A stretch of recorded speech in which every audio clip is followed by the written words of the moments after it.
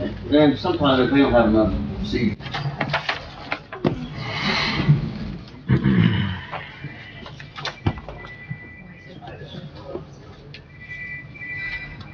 Technical difficulties, hang on.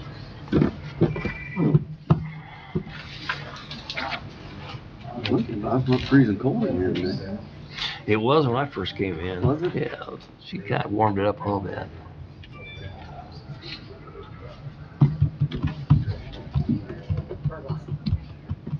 I think what they do, they get a lot of people in here and they turn the temperature down, then everybody leaves and they forget about it, and then It's been cold in here a few times. I've learned to Okay, start we're wearing good to long go. sleeves. Wes, You ready? yep. All right. Let's call this July 13th, 2021 Madison County Planning Commission meeting to order. We're going to start. John's going to say a prayer. let's all pray. Dear Lord, we just thank you so much for the opportunity to be able to celebrate our independence on the July 4th. Lord, we know that's a gift from you, and we really honor the opportunity to be able to do that. Lord, we lift up all the people that protect us each and every day.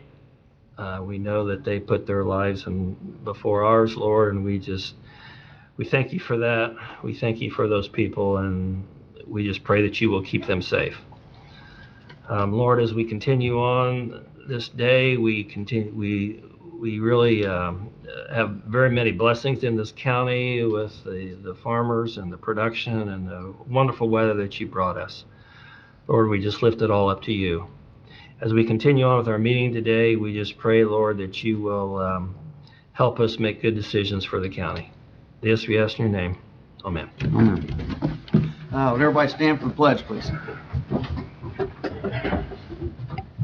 I pledge allegiance to the flag of the United States of America and to the republic for which it stands, one nation, under God, indivisible, with liberty and justice for all. Thank you.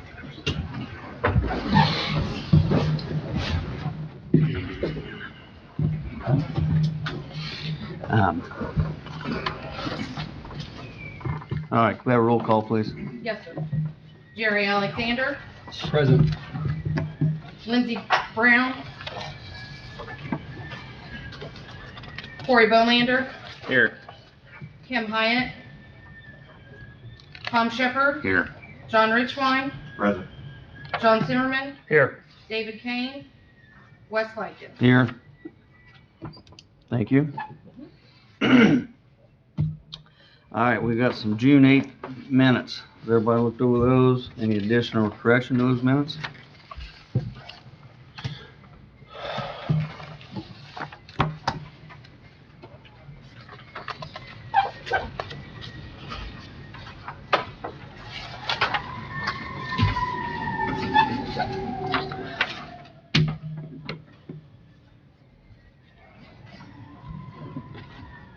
Chairman, I make a motion to approve the minutes as read. We have a motion. Second. We have a second. All in favor, aye. Aye. Opposed, same. Motion passes. All right, Brad. We're ready. The first item on the agenda has to do with Drew's Parts, an update with, from the engineer involved with that. You're gonna do the replacement for Kim. I'm You're sorry? gonna do a replacement for Kim. Oh, yeah. I guess. We actually don't replace Kim. The Purdue Extension does. It was more just a note that we appreciate her service and that she's no longer going to be with us. She's taken another job, and unfortunately it'll conflict with time here. So we'll wait for Purdue's Extension's replacement of her. So. All right. And after that, we have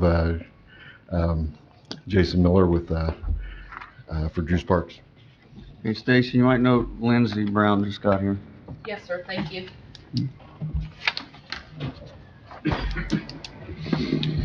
Good morning again. Jason Miller, Randall Miller & Associates, 145 East 3rd Street in Marion, 46952. Here again for the Drew's Parts project for compliance. First of all, I'm extremely grateful that you granted an additional 30 days from last meeting, which allowed us to finalize all the documentation and make our submittal before the county. So I appreciate that very much. That was consistent with what our original request was of 90 days, which also matched the initial timeline back, I believe, in January or February. So we did finalize all the documents. You have before you the final draft construction plans for review. We have been doing quite a bit of submittals over the past probably 2 weeks. We've submitted several documents to IDEM, one being the waste tire processing application, another for the waste tire storage facility application. Been coordinating with IDEM on both of those documents. Do have confirmation that they've received them and they are finalizing their review for issuance of the permit. Have not had any coordination or comments from IDEM on regards to either of those. So at this time, we believe that they will be satisfactory and we're just simply waiting on them to issue the permit. We've also submitted the Rule 6 plan for industrial stormwater construction activity for this property. Since part of the project includes excavation of just shy of a 3-acre stormwater pond, we also filed a Rule 5 construction stormwater permit with IDEM.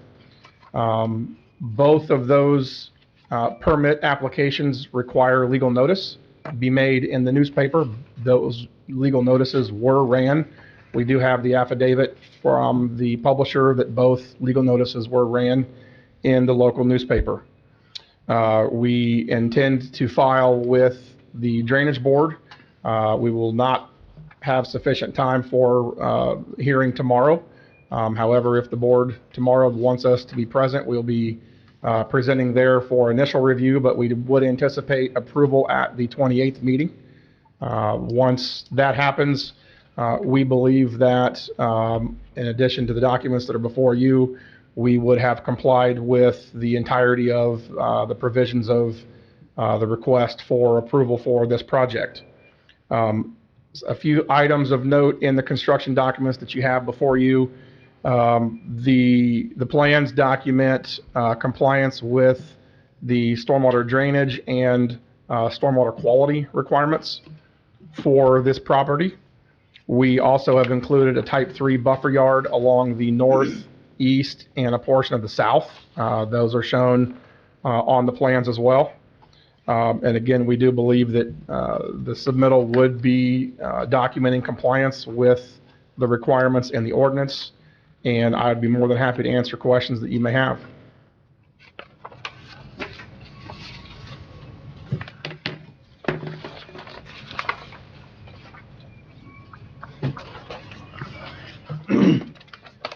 Where's the plan part that shows what you're doing when the water's coming out of the pond?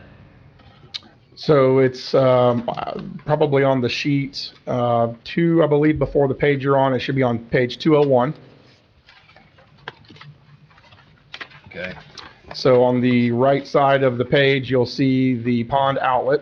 Mm-hmm. That water will discharge out the east bank through a 12-inch pipe and then enter an energy dissipator on our property. And the water will discharge into the same location at a reduced rate, which is in compliance with the ordinance. And one thing I would like to add, in the last meeting, we did talk somewhat at length regarding the discharge requirements. The county's requirements are the 10-year not exceed 0.35 CFS per acre and the 100-year not exceed 0.5 CFS per acre. We, consistent with what the discussion was at the last meeting, instead of the 0.5 CFS, we've reduced it even further to 0.35 for the 100-year. So again, there should be no concern of excess discharge from this property. We've gone above and beyond what would be required per the ordinance. We believe it's prudent that, given the history of this property and the project, that we document our intent to go above and beyond what would be required and have submitted those documents to prove that. And that'll be official if the board acts on the 28th. How do you slow that down? Is it by pipe size or? Yes, so the pond is approximately 3 acres. The pond size was increased based upon the preliminary submittal that was made last month. It wasn't essentially doubled, but probably about a 65%, 70% increase from what we had originally designed. That was to ensure that if for some reason the outlet were to be clogged, that we wouldn't have any multiple issues. We're looking for several redundancies to eliminate any issue that can come within a normal design storm. If you got to start making a boat for the 500 or 1,000-year flood, that's a different story. But from what would be required from the ordinance, we've definitely gone above what would be required. I got a question. Yes. On the east side of this property, it's starting to flood from the east side. So it comes from the west side now, coming out. But there's, on the east side of MacArthur, you go down to MacArthur, or Flintwood, you go down to Flintwood. And on the east side, it's starting to flood a lot more through the woods out to Killbuck Creek. Actually, it's hitting the lake that's behind on Flintwood, and then it's flowing over to Killbuck Creek, and it's increasing now. Is there any plans to mitigate that? Well, if I understand your statement correctly, when this pond is excavated and completed, then you shouldn't have any of that issue if it's coming from this property. The proposal before this board and the drainage board would eliminate any increase in water coming from this property at any location. So I'm not familiar with the area that you're talking about or where that exact source would be, but if it originates on the Drew's Parts property or crosses Drew's Parts property, then the proposal, the design before you would eliminate that issue. Okay. So again, I apologize not being able to speak with definitive area of what you're specifically referring to, but I think I understand what your location is. So kind of located here on this map, try to point it out to you. Well, actually, this is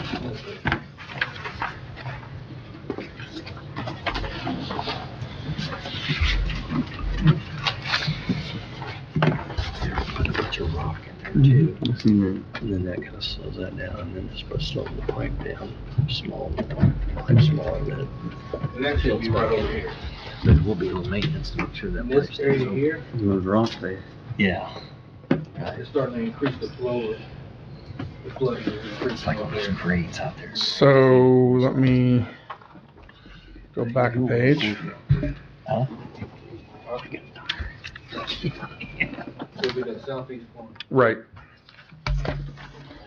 And actually, we are not, that area discharges under existing conditions that way. We're not impacting that area. From the contours, it would not suggest that there's been any impact to that area by the landowner. Could it So- be because of the less vegetation that is there? Because vegetation has been removed from that area. Based on the contour data, no. That any area that would have been had a reduction in vegetation or other construction activity, that area has been captured. So that far southeast corner, down towards the end of that roadway, all of that water currently flows southeast. We looked at a drainage basin that would be north of there and would not have any impact on that basin. So that basin is not being touched. I would have to go out and meet with you in the field or look at something in some fashion to review if that is being increased. But based on the data that I've seen, I don't believe there's been any impact in that area. Okay. I just noticed that, I've actually just paid attention to it because I know you guys were working on was coming from the east side, right? So I went down the street and I looked, and it was rushing from that southeast corner over into that area. And you think that it has increased? Yeah. Okay, yeah, and I can look at that. Based upon what I've seen, the data that I've got right now, I don't believe that there's been any change or any impact to that area. What we are showing, the pond would be located north of that watershed. Yeah, it'd be northwest, right? Correct. So what we looked at where the high point is right now, so when water hits, it would flow north to the pond. Any water that would hit south of that line would go to where you're talking, and where we've delineated that line based upon the contour data, we're north of there with any impact. So you should not see any increase at that southeast corner due to this project in any way. But again, I'd be more than happy to investigate that in the field and look at it just to double check. Sure.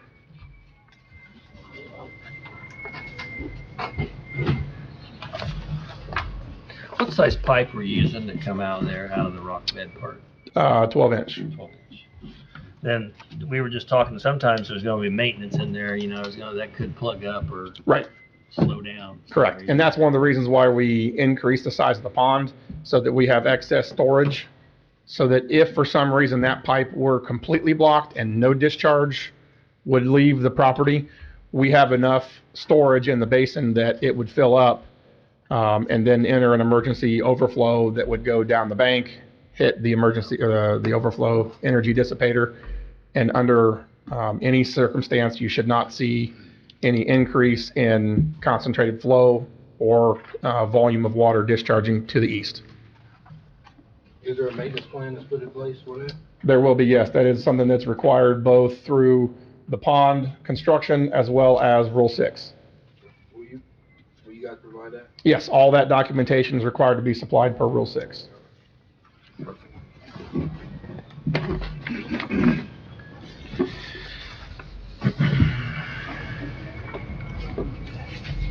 Any other questions? Yeah, could you run through the areas where the buffer yard is going to be located? Sure. It's along the entirety of the north side, the east side, and then we show the buffer yard along the entire south side. However, in the email from Brad, he had mentioned a portion of it. That the bulk of that area is already heavily wooded. So that's one of the things that we wanted to get clarification on, of what specifically you're looking for as a part of the approval process. You'll notice on sheet C300, that is the bottom half of that page is an exhibit showing the type 3 buffer yard. We have not specifically specified whether or not the developer will use mounds with shrubs or evergreen trees per the ordinance, but the type 3 buffer yard is shown in location, and then either or can be used as long as it would be in satisfaction with the requirement for the type 3 buffer. So for instance, in the area south on this property, the borders up next to MacArthur Court, where all the trees have been removed here in the past, that would all be replaced? Correct. Be part of this buffer? That's correct. Okay. In addition to that, be up along School Street? That's correct. Doesn't have any buffer at all? That's correct. And from count, I believe there were 51 trees required, deciduous trees, canopy trees, just along School Street alone. And then you would have approximately 50 either shrubs or evergreen trees that would be required per the ordinance. We did do that math. What is the timeline on this project? I'm sorry? So what is the timeline on this project?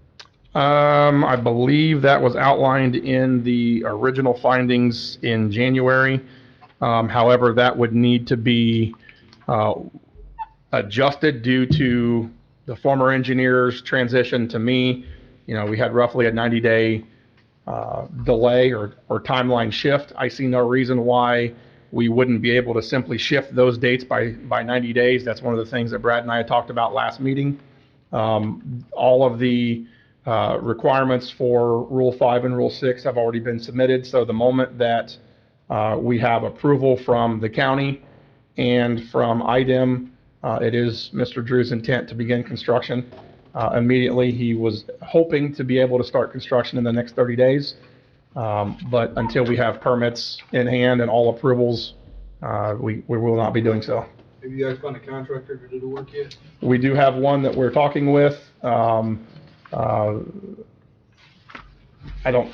You haven't signed contract yet, right? Yeah, so we do have one that we're talking with, but as I just mentioned, we don't have a signed contract yet. The biggest issue is, as I'm assuming all of you are aware, given the pandemic and construction delays and timeframes and lead time on this isn't a major issue, but getting a contractor to mobilize to the site can be very tricky given the workload of everyone in the construction industry.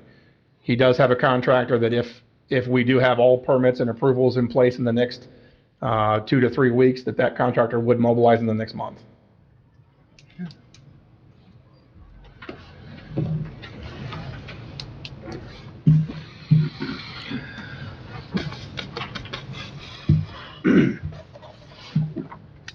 Any other questions?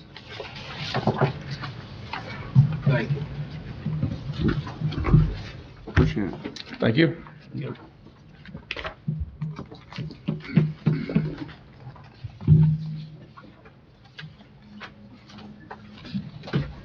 you have any questions for me with regard to this? Brad, can we, since we have some new business here that with individuals waiting, can we change the order just a little bit, take care of those items of business before? Sure, you mean do the petition first? Yes, the new business petitions, and then we can go back. If that's what the board would like. We do that. I don't know if there's a second or anything. We don't have to stay in order. do we? No, it's completely up to the commission. if they want to- Yeah, that's fine, with me. Do we have that much more to say to him, though? Brad, I do have one question. No, Is everything that Drew's Parks is doing We're gonna move currently him down. satisfying And then we'll get. Oh, Yes. I got the you. county? Yeah, they continue to work towards bringing it into compliance. They've moved There you go. a lot of equipment and machinery, so. All right. Okay, the next item on the agenda is petition 2021-Z-003. Address of the property is 2014 East 200 South, is located in Union Township, and it is in the Commissioners District 1. The owner is Bright Property Management, and the petitioner is Scott Garr, the general manager of Bobcat in Anderson. The request is to rezone the property from conservation residential to general commercial. And the petitioner has satisfied all documentation requirements and mailed out the notices and placed an ad in the paper. The subject parcel contains 2.405 acres, and it is located on the northeast corner of State Road 67 and County Road 200 South, also known as 38th Street. Bobcat of Anderson owns the property to the north of this parcel, and that parcel is currently zoned general commercial. They are hoping to add on to an existing building. They're going to remove a portion of it and then add on to it, and that new addition would extend into this property in which they're making the request on. They have already demolished several of the buildings on this existing property. I believe they have 2 more left unless they've gotten them taken care of within the last week or 2. But all buildings will be demolished that exist on this property if not done already. The Ollie Pittsburgh regulated drain does cross through this parcel. There is towards the north end of this parcel, there's a thin stretch about 16 feet wide that extends to the east. It appears as though the Ollie Pittsburgh may run through that 16-foot wide piece and then onto the property they currently utilize for the business. The property to the west, across the street from State Road 67, is in the city of Anderson, and it is zoned I-2, has an industrial use. And to the southwest is also City of Anderson, and it's zoned B3, and it currently has a business use as well.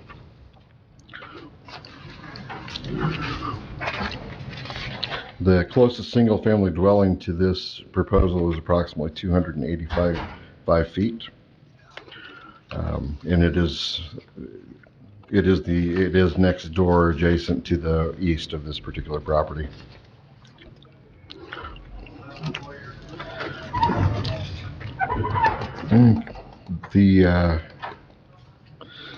And just for your information, this property has been utilized in this manner. Not the property in question, but the one to the north has been utilized in this manner since 1971. So it has been a commercial use for some time. Prior to the 2002 Land Use and Development Code, it was zoned B1.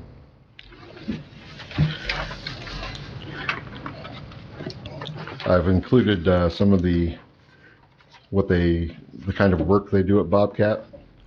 And then also on page 4 and 5, you'll see the articles within the Land Use and Development Code that is pertinent to this request. As noted, the property is currently zoned conservation residential, as well as the properties to the south and the east. Staff does recommend approval of this petition, and on page 7, you'll find the proposed finding of fact. If you have any questions for me, I'd be more than happy to answer them.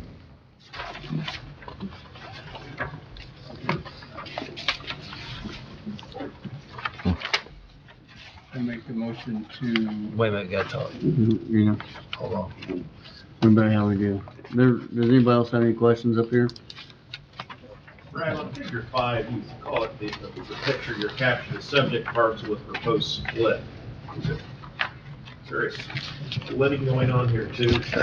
Or is that? That's an error in my edit. That's a copy and paste miss. I haven't done that today. So there's no split. This is a rezone of this particular. Correct. Got it. Is there anybody anybody in the audience like to speak on this? For or against? Okay, we're ready, Jerry. I make a motion that petition 2021-Z-003 be approved as submitted. I'd like to add one thing. It's not an approval, it's a recommendation to the Board of Commissioners, a favorable recommendation. This is an ordinance change. Yeah. You note in your packet, you have the ordinance that will go in front of the commissioners. Yes. Right here. Regardless of our recommendation, but favorable, neutral, or unfavorable. Jerry's telling us it's favorable. Favorable. I second the recommendation for petition 2021-Z-003. Okay, we have a motion and a second. Can we have a roll call, please? Yes, sir. Jerry Alexander, Yes. Lindsey Brown, Yes. Corey Bolander, Yes. Tom Shepherd, Yes. John Richwine, Yes. John Zimmerman. Yes. Wes Likens. Yes. Motion passes. All right, the next item was the solar ordinance.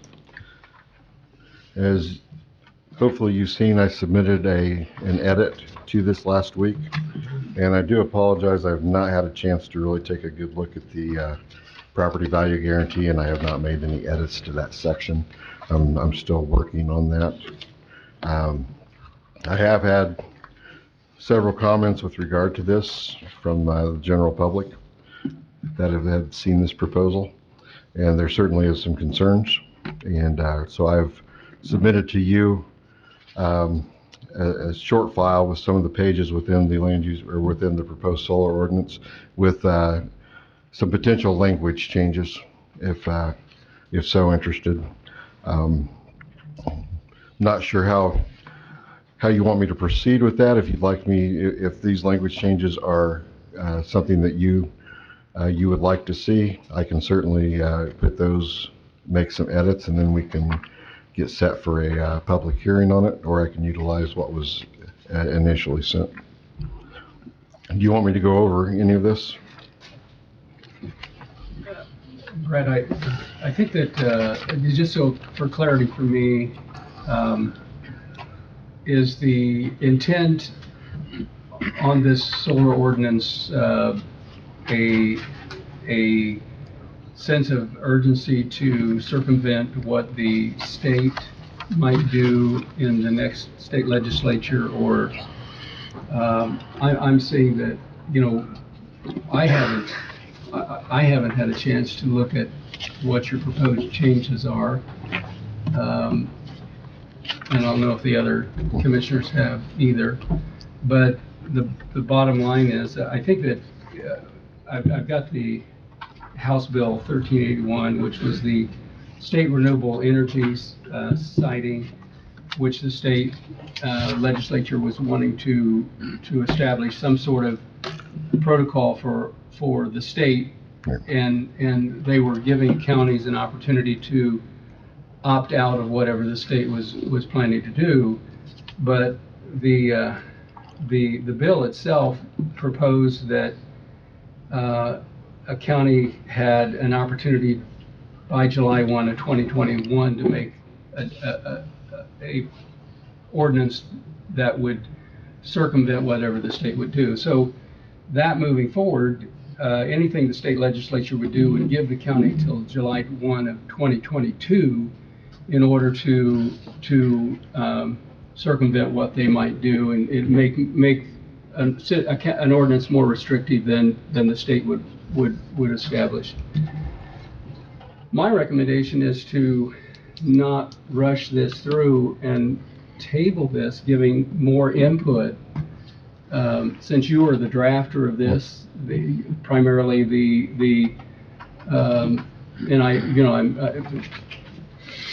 without any disrespect, I think you've done a great job on it and you've thought it through, but I believe that there needs to be more input from people inside the county.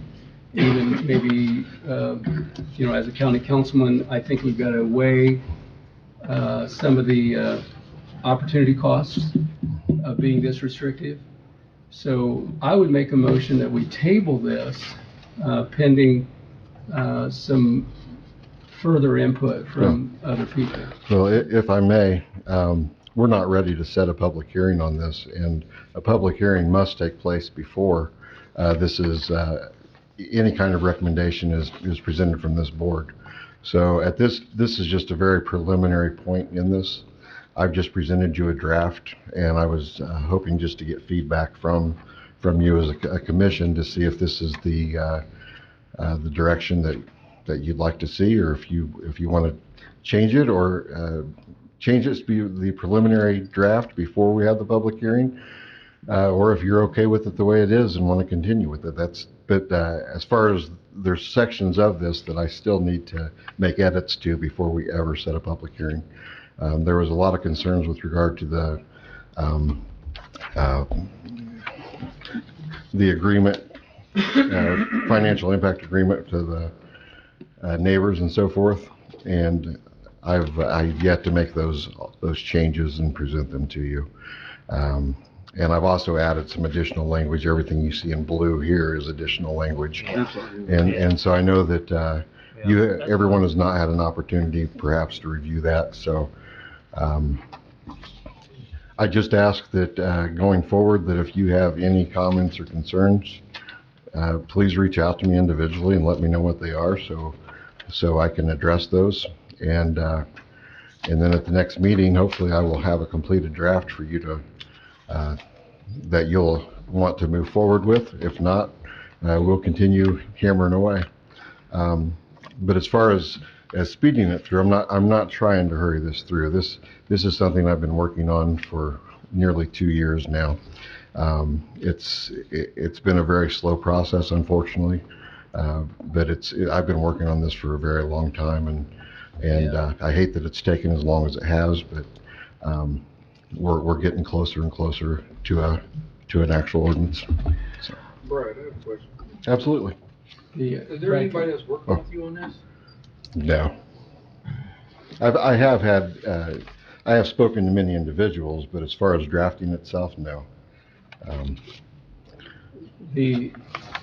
I would like to have at least some sort of analysis of I put in the packet here an example of Randolph County that how the county, and speaking from the county council's perspective, when we have a lot of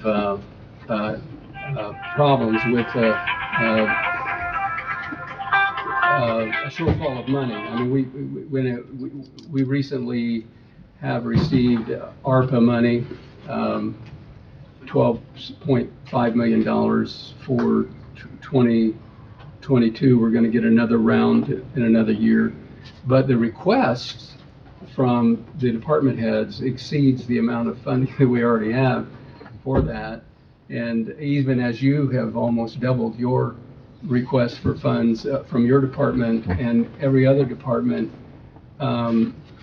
we've got a financial crisis on our hands in the county. And by your restricting the limitations that you've restricted, you have basically already said publicly in the last meeting that would probably limit any future solar development in the county. And when you look at the nearly $2.5 million that Randolph County, which is a much smaller county than Madison County, and the success that they've had with that being unrestricted funds that solar energy has generated, which basically means the county council has the opportunity to spend that money on unrestricted, certainly within the law. But I would say that we really need to evaluate the opportunity cost of completely writing off the potential of solar energy coming into Madison County, which is what you would be doing by this ordinance. And it also is telling farmers that if you have land that you would like to use with a solar company, that you can't do it anymore. And I think that is certainly overstepping the authority of the county to tell a farmer that you can't use this it's all subjective. The arguments that this land will not be utilized in the future for farming, when you're looking out 30 years, when a solar facility is being decommissioned, the argument, well, that will never be able to be used in farming again, is certainly not. It's very subjective to even say that. So that being said, I just want to speak that I think we need more time to evaluate this in terms of what it could cost us by making this decision long term. Yep, completely understand. You may want to take a look at the language in blue on page 31, though. That's a possible change to the document. Again, and I think it'll address some of your concerns. It may not address all of them. You talking about the exception part? No, actually, the first paragraph in page 1. 20%. Yeah, it talks about utilizing that map, and the map is the very last page in the sheets that I gave you. Right. So that should give you an idea of what that actually entails, if you were to choose language like that. Yeah. So, and that would not eliminate solar in the county. That would certainly, if that was to be approved by this commission and adopted by the commissioners, then of course that would allow some development for solar in the county. So Brad, the main interest of starting this was to protect some of the prime farmland, am I right? To make sure we protect some of that. Well, that was one of there was many things that was brought up at the hearing, but yeah, that's certainly one of those. Another is property value. Another has to do with setbacks and having solar panels on more than one side of a property. There was a lot of concerns with regard to buffering and so forth. There was many concerns that were brought up, but that's definitely one of the many. Yeah, and I agree with the first initial thought process of this, because I think we should protect the homeowners as well as the prime farmland, because as well as we know, prime farmland is something hard to get a hold of, right? Yeah. Especially Madison County having a lot of prime farmland, and sometimes we have to worry about, if there's $1 for today, or we can wait to get the $1 later, right? Right. And so, I would love to see if we can, I'm not saying minimize and dictate what farmers can and cannot do on their property, but I would love to see some restrictions so we can protect our prime farmland. And maybe they can sell it to other farmers instead of just put solar farms on it. Totally understand, and that's what the tough decision that the planning commission will have to make. I mean, when we have the public hearing, I'm sure we're going to hear from both sides of that argument. And you're all going to hear those arguments from multiple people. And then ultimately you'll be left with that decision to make. And then hopefully we can get something passed that will be approved by the county commissioners. And Brad, on these setbacks, are they the same as what the BZA approved? They are, with one exception. The BZA added in the language that they could reduce the setbacks, I believe, to 100 feet from the property line. If there was an agreement that was signed by the property owner in the company and recorded. I'm proposing that actually be reduced to the actual setback line within that zoning, specified zoning. So in other words, in agricultural, if it's a side yard, they could agree to have it reduced to 25 feet. If it's a rear yard, they could reduce to have it to 30 feet. But that would totally be an agreement between the property owner and the Instead company. of the 100 feet. Instead of the 100 feet. That we proposed, Yep. okay. All right, and then the other one was the setbacks on the, let's see, was that on the, the drains? Was that all still the same? Yes. The setbacks on the regulated drains and all Yes, that? that's actually state statute. Yeah. It's 75 feet from the top of bank or 75 feet from the center line of the tile on both sides. Right, okay. Increasing them setbacks to 100 to 25 feet, couldn't that affect the property values in Well, the area because you bring them closer to it? That would have to be an agreement between the property owner, the affected property owner, and the company. So they would have to come to that agreement for it to be reduced to that. Right now, it's 200 feet from the property line. So if the company is able to work out a contract with or work out an agreement with that property owner, Both property owners? with the property owner affected, absolutely. And then that agreement would have to be recorded. It'd have to be signed and recorded by both properties. And it goes with the land, right? Yes. I come out from I used to be a real estate appraiser at one time. And I know there's a lot of things that affect values of real estate. Right now, we're in a very hot market. Probably anybody that would be located on a solar project would probably see a significant increase in their value based on the fact that we've got a very intense market. Housing is hard to find. In September 30th of this year, when the moratorium on foreclosures is lifted, right now there's a lot of people in foreclosure, but they're in their houses and they can't be evicted. We're going to find a cooling off of the housing market because a lot of people are going to be foreclosed against because the financial institutions are able to exercise that opportunity. And so there will be a lot of houses available. Currently the federal government or the stock market is actually buying 47% of all the houses in the rental market anyway. So that's affecting the values of properties. Sure. Because homeowners are not actually buying them. It's institutions that are buying them. I just think that it's too subjective to be putting that out there that solar energy is impacting the values of property to the extent that you would be forcing this kind of recommendation. But I think that homeowners ought to be in some way at least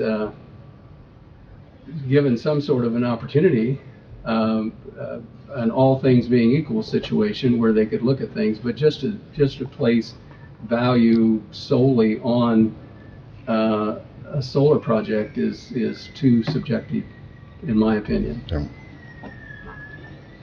Completely understand. And that being said, if it's the desire of the board not to have an agreement, a financial agreement between the property owners, I mean, we can certainly remove that. So I have to look at it a little differently. I'm sorry, Brad, Yeah. because I think we here to work for the people within our communities, right? And protecting the taxpayers of their property. I know I wouldn't want to wake up and look at a solar farm right in my front yard, as well as on the side or the back of me. Yep. And you see how I am about this situation with Jules Parks here, because the water's flowing right in front of my front yard, so I would hate to be forced to have something, right in front of me, so. Well, I think that this is not in your front yard, this is a mile away. You can't see it a mile away. That's a difference, Yeah, that's the difficult question, or the difficult answer that we're gonna have to come up with, and hopefully, that can all be, compromised to a point, but we'll just, when the public hearing happens, I'm sure that you're gonna have that's gonna be raised, a lot as well. Right. So.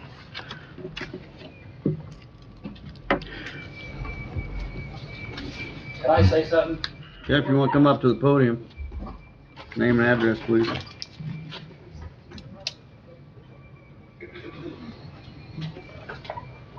Phil Pratt, I live at 1552 North 400 West in Alexandria. Come out and see what they're gonna do at my place. Right to the south of me, right at the east of me, right up against me. It's not a mile away or 400 feet away. Come out and try it. You wanna live in it? You haven't been out there to see what they're gonna do to you. Oh, I think I have. But No, I the think bottom you line haven't. is, we're talking about an ordinance that states that it's a mile away, and that was the comment that I made. Well, We're not talking about what you're doing. We're talking about the houses that are a mile away. well, okay, but still. That's totally different than what you're saying. Well, you just put it out there around and you do come out and live around it. You guys ain't up around there. Any of yous.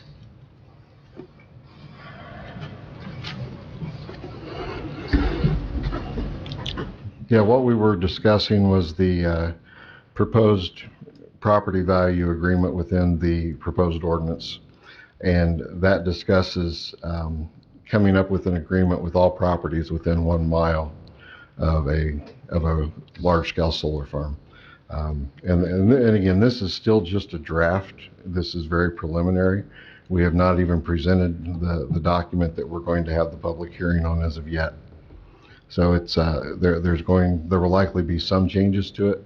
And then once we actually have the public hearing, that's when you're going to be able to make your comments on what you would like to see in the ordinance, if you'd like to see any changes made to it. And then the planning commission as a whole will need to vote on it and make a recommendation to the Board of Commissioners on whether or not they would like to see this document approved. And then the Board of Commissioners would ultimately vote on that ordinance. But we have several steps to go through, and we'll have plenty of time for public comment when we have the public hearing. Thank you for your hard work. Yep.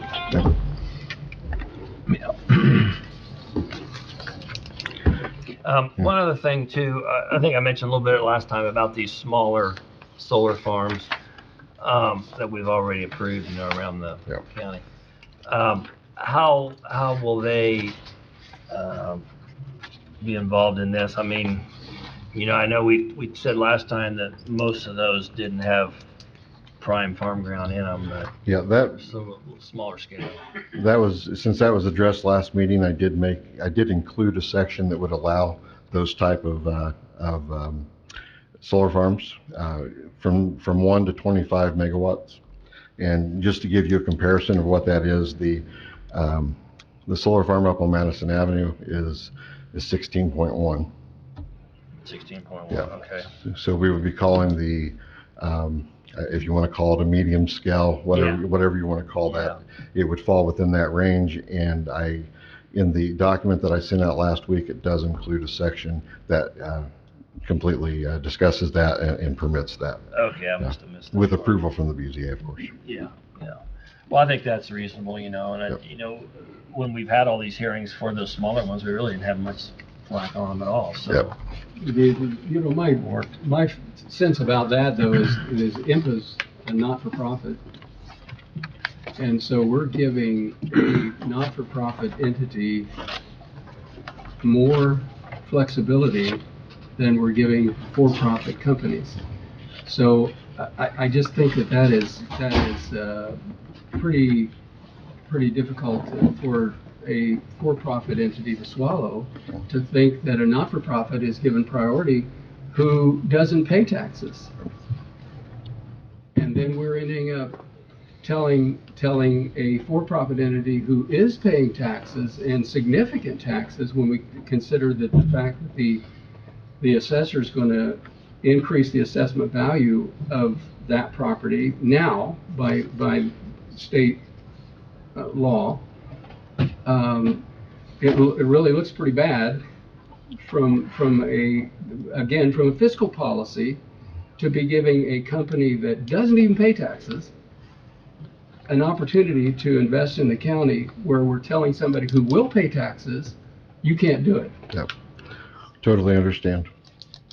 That's, again, definitely take a look at page 31 and 32, please. A lot of that had to do with just strictly size, though. The size, it was so much smaller. And Anderson did benefit from that, so, I mean.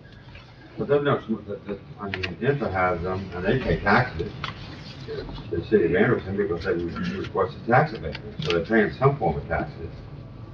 So, I mean. Well, they're not for profit, and there is still some paying certain taxes. I mean, that's the bottom line, is they're still paying the taxes. So INFA actually does pay property tax on the land that they Yeah. utilize for their solar farm. On the land, but I'm talking about the equipment. The land is the owner of the land. If they're leasing it, there's a tax consequence. I might buy it. IMPA, the ones that we've had, they purchased the land. Yeah, they purchased a grant. Okay. Now, I don't know about those in the city of Anderson, but those that were on the outskirts, they did Outskirts, purchase. Okay. Yep, yep. Oh, they did, okay. Yep. The taxes are being paid.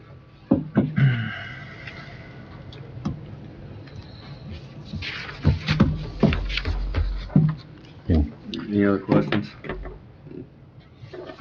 Thanks, Brad, for your work. Absolutely.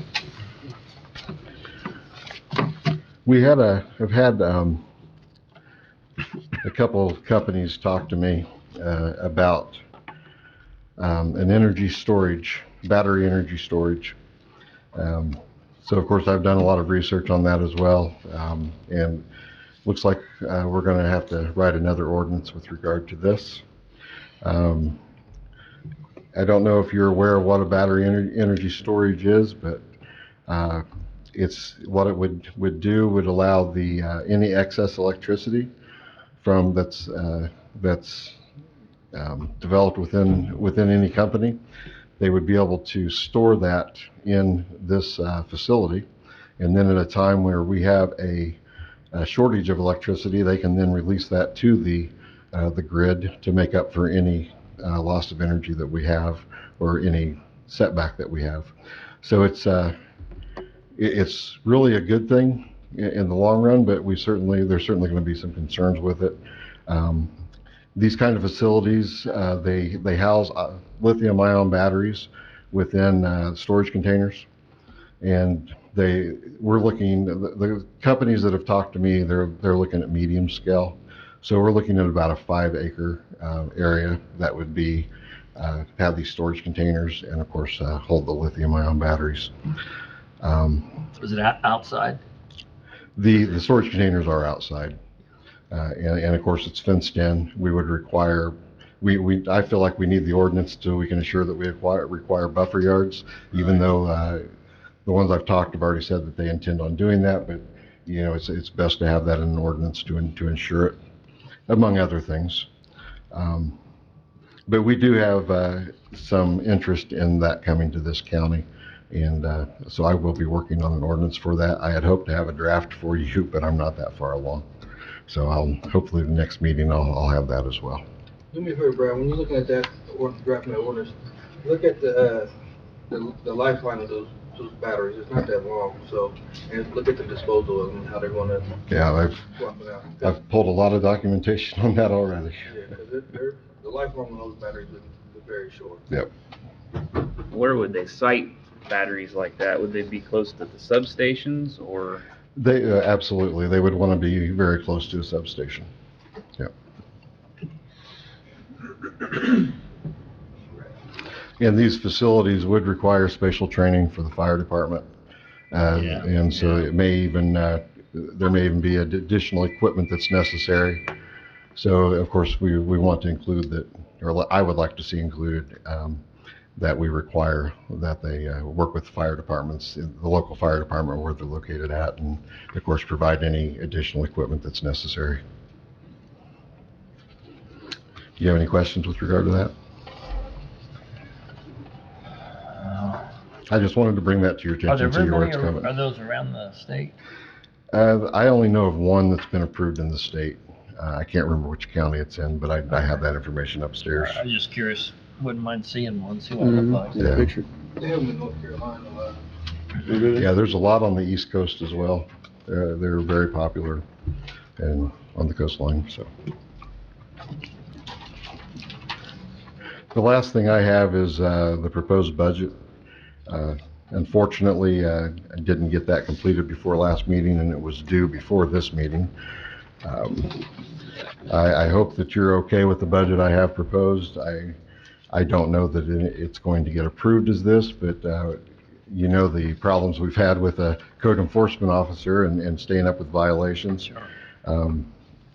That's been a difficult aspect with the amount of work that we've had.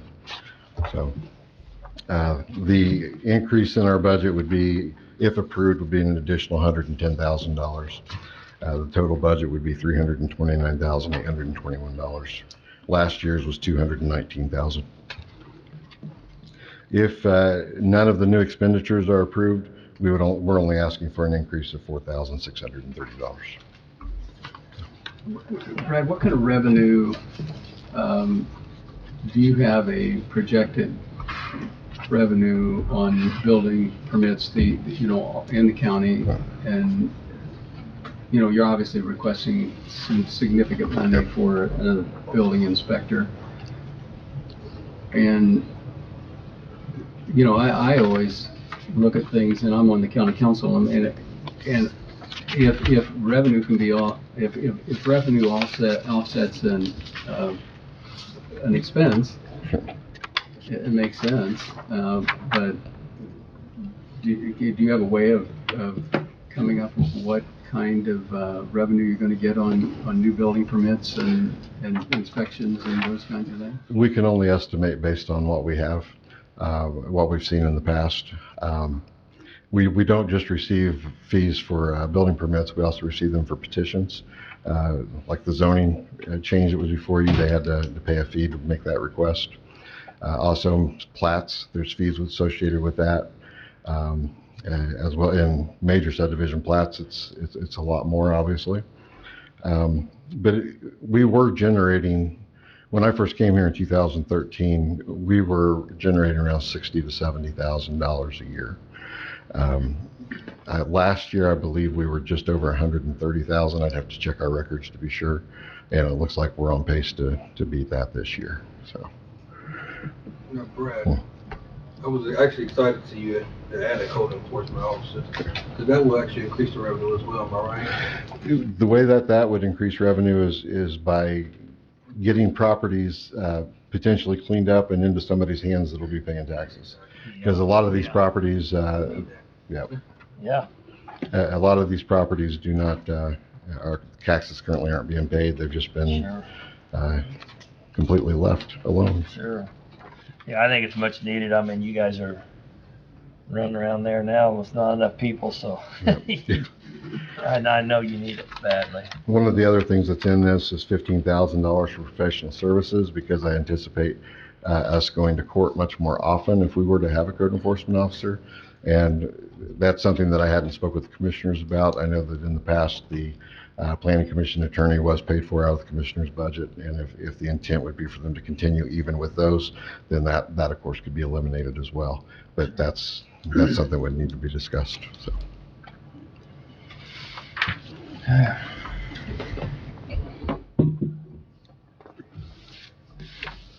That's all I have. Oh my God. Anybody else have anything? You got something? You gotta come down front. Can you come up?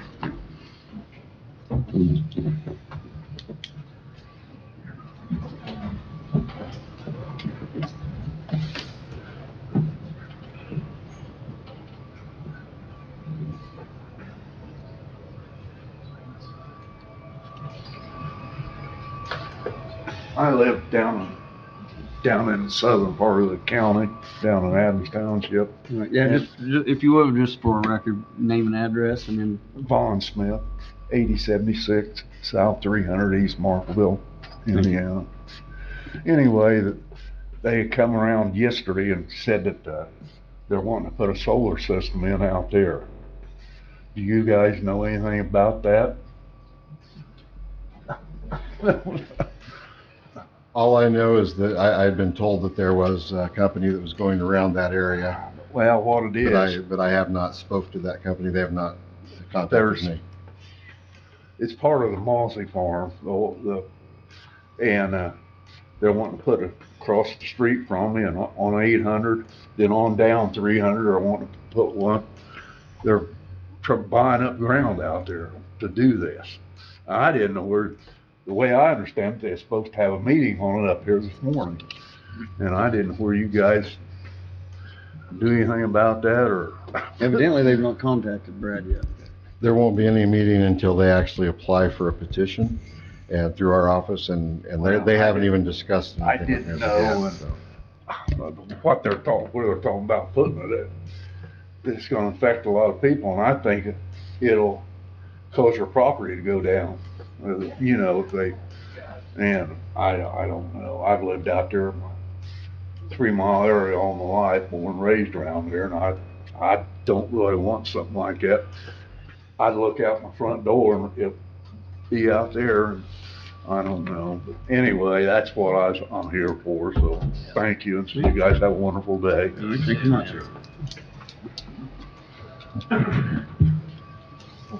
Anybody else? You guys have anything else?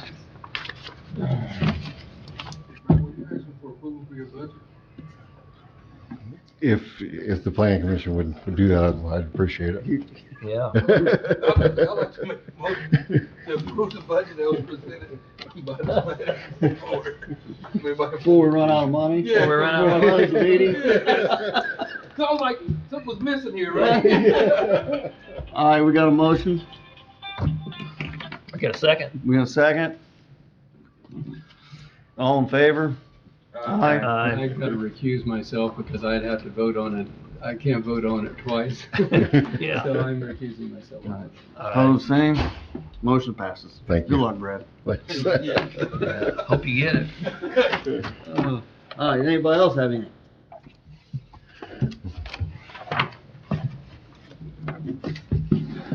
Motion to adjourn. So moved. Meeting adjourned. I do. I got it. Yeah. I think that's one, I think I signed it, right?